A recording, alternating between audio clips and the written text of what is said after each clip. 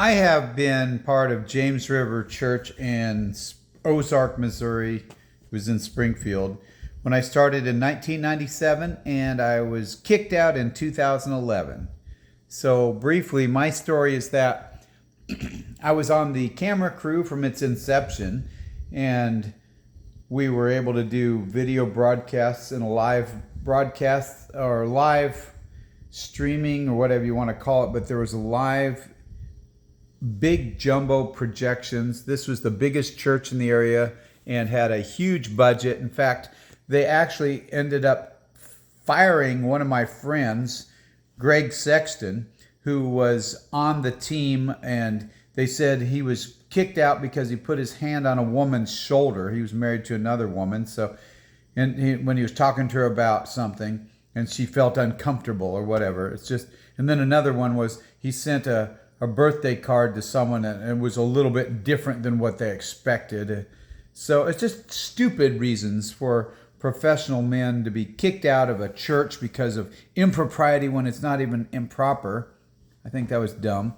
Anyway, I'm just saying, how stupid is that? Then they hired a guy that was named Greg. I think another Greg Slape was this guy. He was one of the yes men. He's like bobblehead, like yes, yes, whatever you say, whatever you say. He had been doing video production work for the Billy Graham crusade, so that was huge, and so he had big credibility. He had street cred with the guys at James River. And then John Lindell, not Lindell, as everybody keeps saying on the internet, it's Lindell. I know him personally. And anyway, he hired a guy named Mike Messner, and John Lindell called Mike Messner the Sammy Sosa of executive pastors. That was weird, because I used to work at the Assemblies of God headquarters at the same time I attended James River Church. And the Assemblies of God headquarters in Springfield, Missouri was in the big blue Vatican that everybody called it, because they made a reference to the cult of Islam. So as the cult of Assemblies of God, so that's all in a big, strange environment. So Mike Messner got booted out of the Assemblies of God headquarters for impropriety or for dealing shrewdly. I think he was cheating with money, but I can't prove that. Anyway, he was booted out, so John Lindell hired him to be the executive pastor, and things went bad really quickly. Mike Messner immediately jumped on Jay Reisner, a long-term favorite children's pastor who's a wonderful man. He's an African missionary, and he came back, and he's got a wonderful singing voice, a wonderful idea of how to do children's programming, and he was a character actor and a ventriloquist and just did great, amazing things. A lot of extra stunts to help the church raise money. He stayed up on a billboard one time for days upon end. It was crazy. And then he was going to ride a roller coaster at Silver Dollar City like all day, but they wouldn't let him. He was diabetic, but he wanted to do amazing things, get his head shaved if they raised a certain amount of money for the children's program, etc. Anyway, that guy was Jay Reisner, and he got so disgusted with Mike Messner demanding that Jay just give him a report before he does anything and write everything out to see if it could be approved. And Jay's like, I've been doing this for years. I don't need your approval. So he left. He thought he was going to be at James River for his whole life. Nope. Mike Messner forced Jay Reisner out. Then about that time, it was the 10-year anniversary of James River Church. This was in the 90s, late 90s. They had started in the late 80s. So I was going to, as a writer, I was going to just write the 10-year anniversary history. And I started getting some facts from the original founding members, Roger Gadd, and another man named David, and some other people that were founding members before John Lindell. And all of a sudden, Dave Damascus and Carol, his wife, they were founding members. And I knew them from Sunday school, so I asked them, hey, I was going to get some interviews in for a story about the founding of James River and how it started. And they said, oh, no. Did you ask John Lindell? Did you get his permission?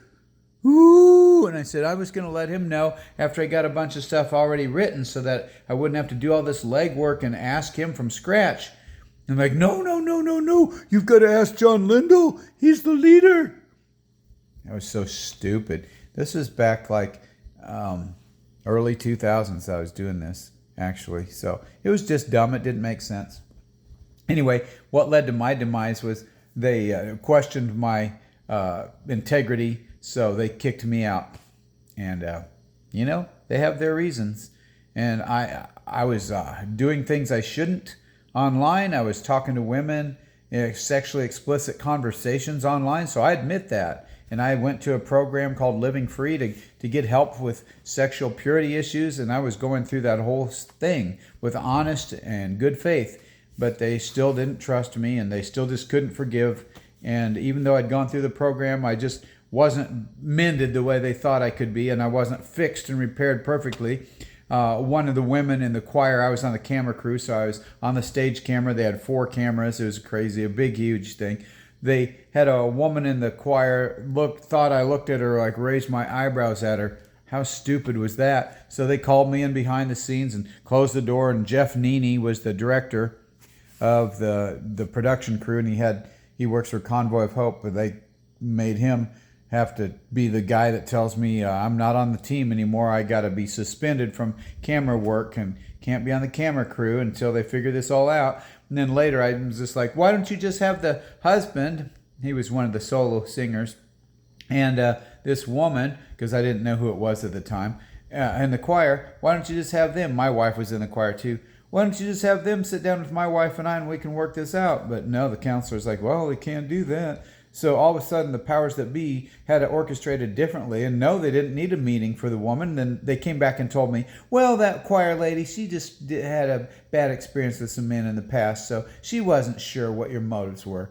In fact, that's the very reason they gave me when a couple years later at kids camp, I've got 4 sons, and one of them was at children's camp. I go to all the camps with the kids, help them out at James River camps, and I was faithful and working in the camps. And all of a sudden, they pull me aside at camp, and they say, we're just not sure of your motives. We're going to have a team member drive you back to home. So how stupid was that? So on the way back to the church, I told the guy, it's like Tim Keene. That's the problem.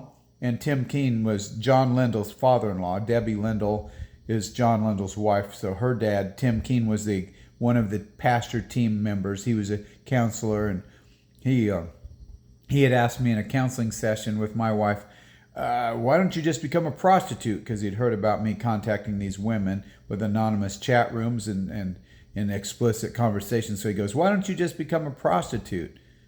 And I was like, well, I found that to be very offensive and an inappropriate question for a pastor to ask me. So I told about that. Well, when I told that to the team member, all of a sudden they sent me a letter. I didn't know, because I was living a different place. I was going through a divorce and things were hard, and I had a P.O. box, and apparently I didn't get my mail, but the letter said I was kicked out of the church and couldn't come back. So I came back. I didn't know. I didn't get the letter. I tried to get my kid into the children's area, and my ID scanner didn't work. So I'd been removed from the system, and that's how I found out. My friend Kurt Parsley, who I went to Evangel College with, and now it's been years later. This was 2011, so we graduated in the late 80s. So here it is, 2011. My friend Kurt Parsley, who's still on the executive team, he's a lawyer who has turned into a hitman for the James River Gestapo, and he's their executive guy that tells people bad news. So he told me, John, you didn't get your letter? We had a board meeting and you're kicked out. You're not a member anymore. I was actually a member, and I was in tithing status, and they kicked me out with a letter.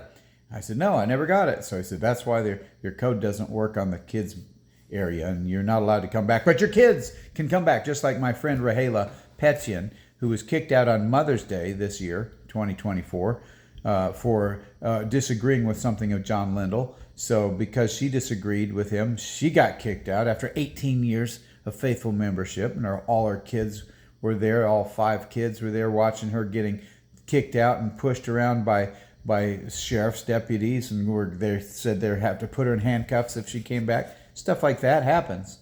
So that's James River Church for you. I talked to my friend Christina Tunzing. She's on the school board in Ozark, Missouri, and she's all mad about or not all mad, but just all like, why did you do all this stuff? And why do you write about James River? In my blog, I write about this stuff at Christian County Trumpet.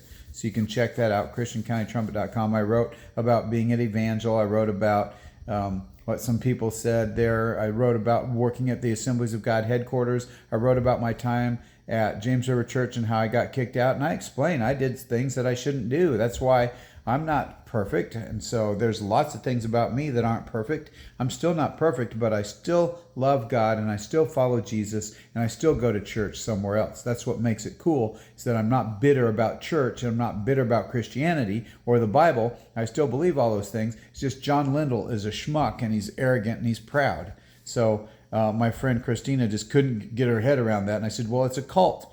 And she just didn't like that. And another friend of mine that's been there for many years said, well, I've known John Lindell since the 80s. Well, so what? The length of time you know, man, doesn't have anything to do with the fact that he used to tell the truth. He used to speak the truth when I was there in the early 2000s. And now he is a false prophet. He's changed his tunes. He's gone to Bill Johnson. He does a lot of heretical things, anti-biblical things. He's proud, he's arrogant, and he's above reproach. He cannot be criticized. That's a cult leader. So my friend Steve Townsend, that's his name, said, well, he's going to retire soon. What are you going to call him then? And I said, a retired cult leader.